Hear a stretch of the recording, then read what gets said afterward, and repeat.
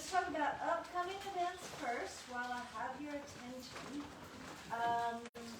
Thacker Mountain Radio this week is the film festival special, so we don't have an author, regular author as such. David Sheffield, who is a movie script writer, is going to be the guest, and he doesn't have books yet. And then next week, our guest will be on Thacker Mountain Radio on Thursday will be Chase Parham with his book Resilient Rebels, about the Dream Ole Miss baseball team. Well, probably don't know anything about that, but read all about it. And then after that we have spring break, and then, but just kind of like generally speaking, we have really some great things coming up this spring. Oxford Conference for the book is at the end of March. And it's free, and there's just, you can go online and see all the guest speakers for that. It's always a fun event, and you can kind of pick and choose. And we have a couple of some local people. Lee Durkee has a book called Stalking Shakespeare. And Michael Ferris Smith has his latest novel called Salvage This World. We have Charles Frazier coming, and Jeanette Walls, and so it's going to be a great spring, and we're starting off spring today with Ann Fisher-Wirth, who brought the spring to us today. So beautiful. This is so fitting for your, your love of nature, and but this is. You're going to have to correct me if I say anything wrong. This is your fifth book of poetry? Seventh. I feel like I'm in school. Your seventh book of poetry. Yeah. And then you edited the... Eco-Poetry Anthology. Yes. Thank you. And you're now retired from the university. Yep. And everyone is here because you love, admire, and respect Anne and her work all these many years, and so much that when you retired, I've never heard of this before, but a huge group of people wrote a poem for you together. Yeah. What was that called? It's not a villain. It's a renga. Right. It was crazy, and it turned out to be beautiful. It was really special. Really lovely. But anyhow, we're so glad to celebrate your bringing into the world another wonderful book, Paradise is Jagged. Thanks so much for sharing with us, Ann.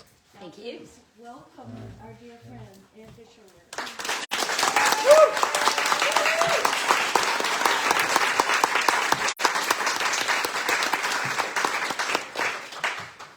So I had a nightmare last night that I gave a reading, and then at the end nobody clapped, and I said, and two people said, I don't think anybody came.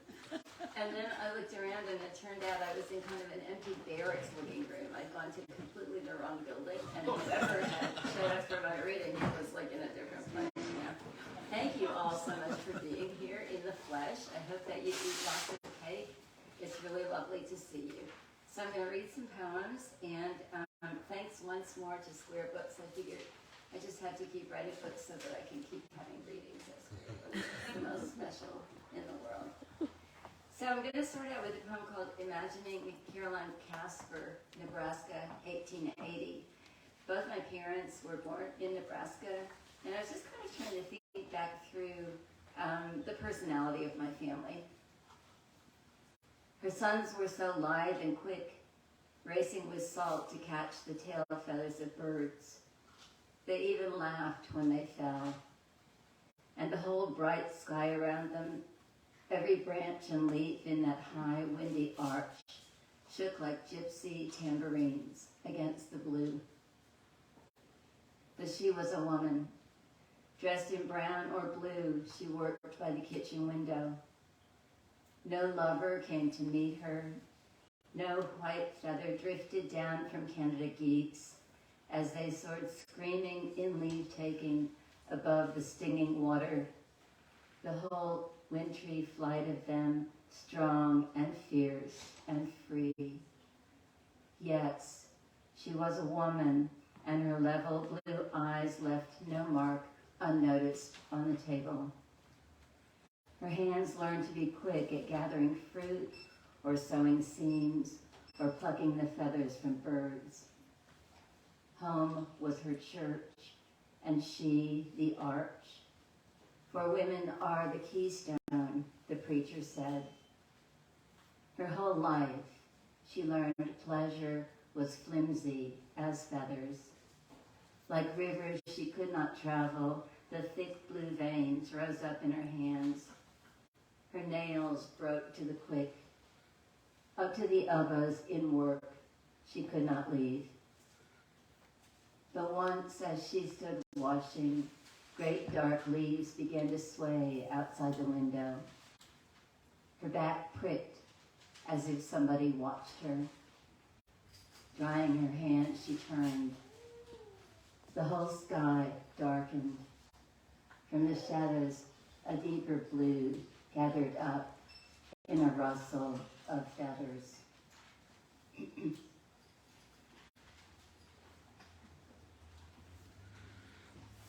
Childhood. So I'm an Army brat as a kid, and some of the poems in this book are about my father's being in the Army. Childhood. How soft were her hands stroking our hair as she sang to us, my little sister and me, lullabies that curved through the silvery trees. Our father was somewhere called Korea. He wrote to us that children in crimson overalls ran after him for American candy. Now I know that suffering sows the earth with salt. But then I only wondered how the birds slept, feathers puffed out around them in the darkness, what frogs said with their burbling throats, where the mysterious rivers ran. And this is in praise of adolescence, my own. This is called I Want to Be a Gladiola, but I'm chubby, 13. My braces just came off and my mother plucked my eyebrows. I've curled my hair and put on tangy lipstick and the bottle green taffeta tulip skirt dress I made my mother buy me for dinner with our relatives. I am the epitome of glamour, the ne plus ultra of seething flesh in this cocktail dress for a 30-year-old. And I goo-goo-eye the waiter, ready to elope with him to the wilds of Colorado. Meanwhile, the aunt we've never met asked my sister and me if we miss Japan, how we like California. And our uncle, the rich lawyer, grills our father, so what's next now that you've finished with the Army? 1960, Beverly Hills, a place I hadn't heard of. Everybody coolly glittering. I chew my shrimp and sip my Shirley Temple above a breathless pit called You'll Never Find Love. My coupe glacé arrives. My merry widow's pinching. My garter belt makes welts on the backs of my thighs. I'm surprised anybody lives through that.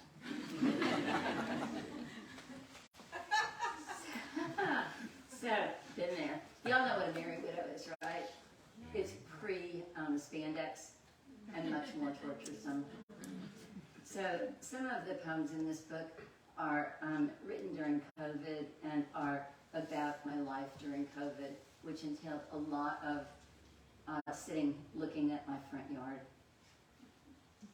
Fraught season. Once again, birds parcel out the sky. I want to feel how their songs are gifts, and the leggy pansies running to seed near the end of their season, and the 3 strawberries I've managed to grow, each partly rotted or eaten, the snapdragons and dianthus, mint, the orangey pink geranium, marigolds, lantanas, raindrops dripping from the eaves, the squirrel that just skittered across the yard and ran up the crepe myrtle, the swoosh of cars driving down the wet street, and a memory so early I don't even know if it's true. Myself lying in a cot in a hotel, watching the blurred reflection of streetlights in the window as their lozenges of color changed, hearing that same wet swoosh, the mystery that surrounds us, the otherness of lives passing on the night street, as I lay cocooned in my parents' love, in the lights, the rain, and now here the battered sun, the fine mesh and delicate tracery of leaves on trees so huge they blot out the white sky.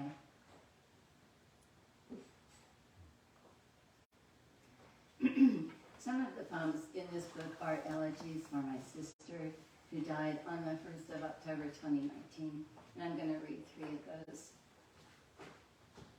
And behind us, only air. 10 days from death, she glows, sitting beside me on their deck, scarf wrapped around her head. She's leaning toward me. I have a cold, so I'm leaning away, afraid to give her one more thing to fight. And it hurts that someone seeing this photograph might think I'm avoiding her. She's softly smiling at the photographer, her husband, on this, my last visit. I feel messy, unfinished. There's too much of me. I'm too given over to life and all that has been stripped from her. She has gone beyond grief. Not yet is she skeletal, quite. One thing that was a great source of comfort to me during the last few years has been Magnolia Grove, Thich Nhat Hanh's monastery outside Batesville. And this refers to that. Inhabitation.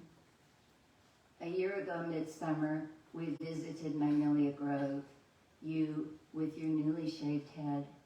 And when I introduced you, Sister Boy and Sister Peace, likewise bald, embraced you.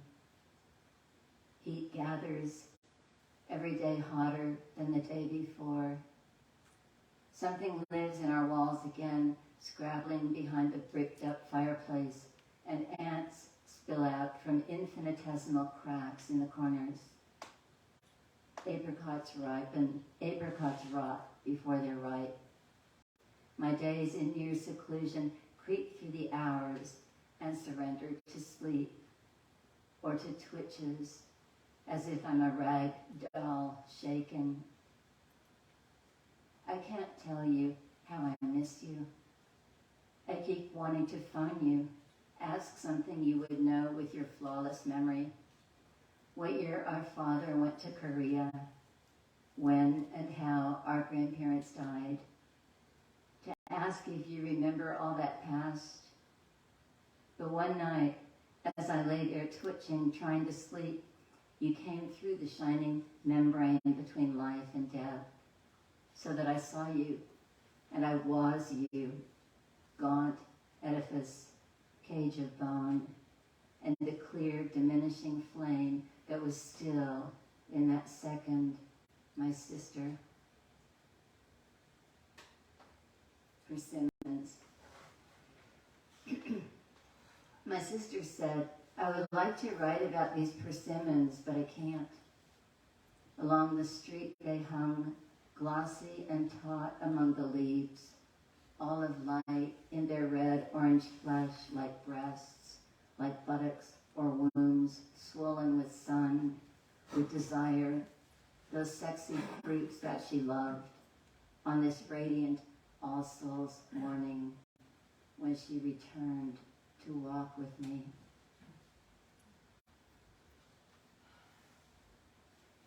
Now I'll change focus and I'll read 2 poems about our campus, where I spent so many years. help, and y'all know this tree. This is the one that's near the student union. This tree is older than Columbus. 10 years ago, my honors students standing in a ring could barely get their arms around it. I took their picture, hands joined, cheeks against the rough wood. Mostly they loved it, but one guy told my friend who supervised his lab, "She made us hug a tree." It was the worst class ever. When I think of the tree as a sapling, my mind enters a great quiet. Before the Depression, the yellow fever, before the burning of Oxford, before the university grades left their classrooms for the battlefield and died or were wounded to a man at Pickett's charge, and before Princess Hoka of the Chickasaws set out with her people on the Trail of Tears, this tree sank its roots deep and deeper into the ground. Generations moved about beneath its boughs, spoke and loved and died as it grew. And here it is still in the clattering present. 10 years ago, I could walk around it, smell it, stroke the lichen on its bark. If I put my hand into the hollow in its trunk, right near the ground, it was always cold, always comforting. No matter how brutal the summer, its dark, mysterious lungs kept serenely breathing. Now fences surround it, stakes hold up its branches. No longer do art majors loll on the benches and smoke under its big leaf shade. A sign warns, "No climbing, keep off." Still, every spring, wet, tender leaves unfurl on branches, jagged as broken bones, and the tree bursts out in a froth of white petals. And every spring, the preachers line the sidewalk near the tree and thrust their Bibles as we pass by. "Repent and be saved," they say. "Turn or burn." I want to tell them, turn around, and look at the tree. Yes. Yes. Yeah, good old tree. I love that tree. This is dedicated to something right outside Bondurant Hall, and it's called Of the Eternal Waters.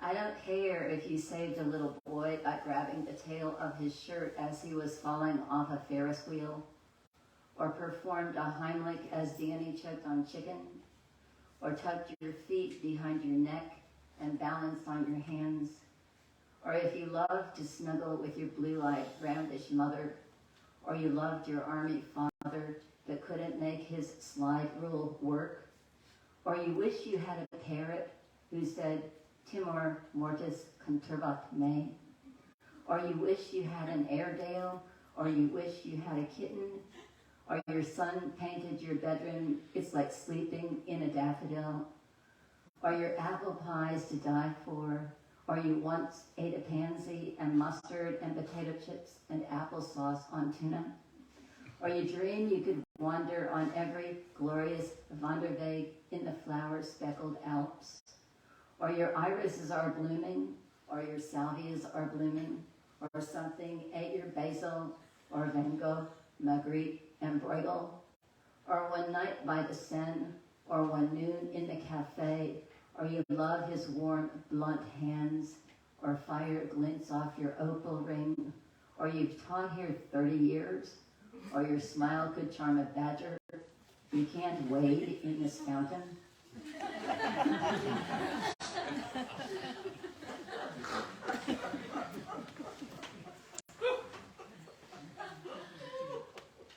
Here's the shortest poem in the book.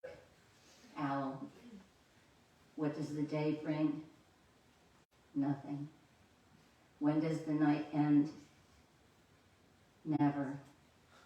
Amid the dark trees, the owl conjures her victims with her song.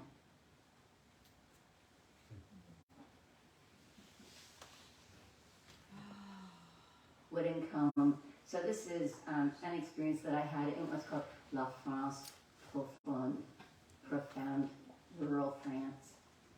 Wouldn't come, another COVID poem. I want to go into a far country, get away from this knowing, rediscover light on the water and the odor of time, sun-warmed and acrid on the hillside, to go with him, to find that stone hut on a trail outside Camporier, where we walked one long ago midnight away from the village to watch moonrise across the mountains.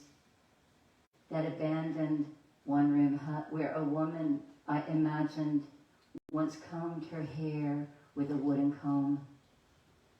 My heart has grown numb. Today buttercups blossom in the muddy fields along the parking strips all over town, and my students calmly discuss what forms of life will exist beyond apocalypse. I cannot reconcile how the world is sweet, how the world is burning. Next door in the trees, a little bird is chipping at the night.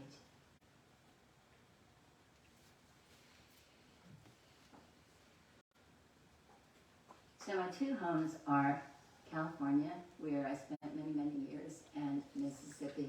And this is a California poem. Now and again, in the California mountains, stars litter the mown ditches blown from thistles.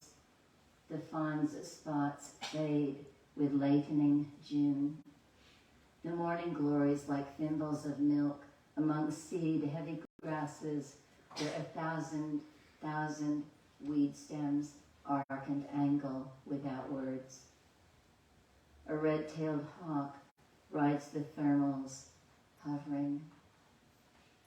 I have a death to bring you, but now and again I return to live oak forests and fields dropping off through fog toward the ocean, and cries of birds in twilight, and wind blowing where it pleases. Two more.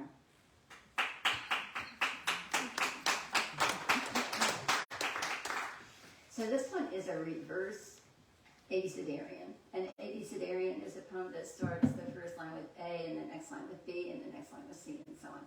This is a backwards one. And it's called Jagged Paradise.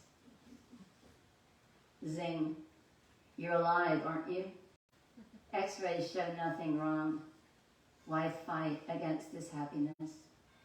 Violets clustering between the bricks on the front walk under the pecan tree. Spider lilies, intricate and scarlet.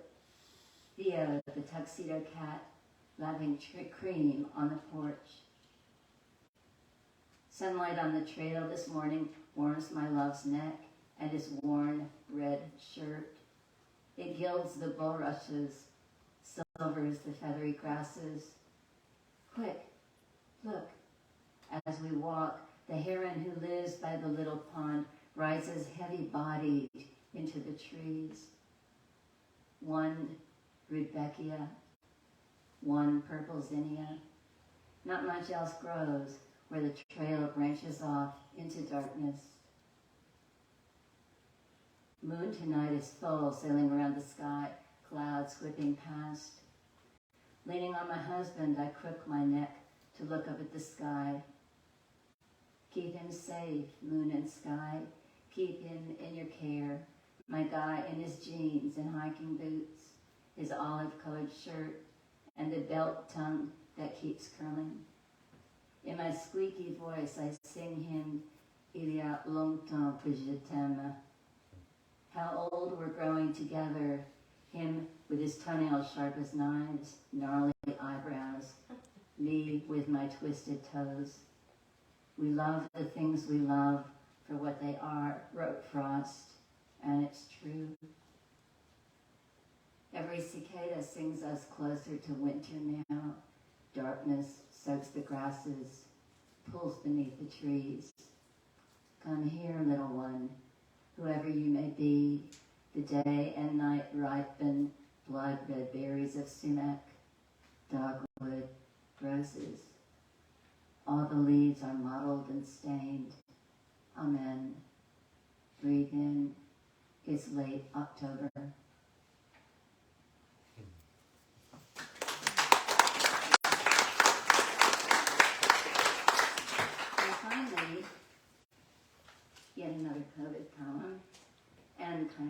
blessing for all of you.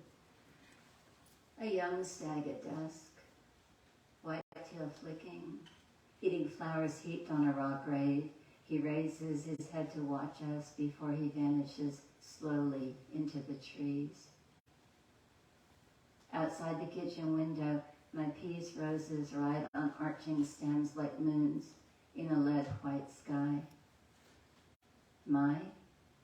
All year earth holds them. I ignore them. Night thickens among the branches of ginkgo, maple, willow oak, cherry, redbud, and the thicket of bamboo that surround this wooden house. Sometimes I am afraid. At 3, I knelt on the back seat of my mother's car, and looking out the window, I said, there's so much to see and so little time to see it. Or so I've been told. It's like that now, watching the leaves. Bread rises in the oven. May the stag sink back into the forest. May the petals drop on the grass. Whoever you are, may you be at peace in this great silence where only the birds speak. Thank you.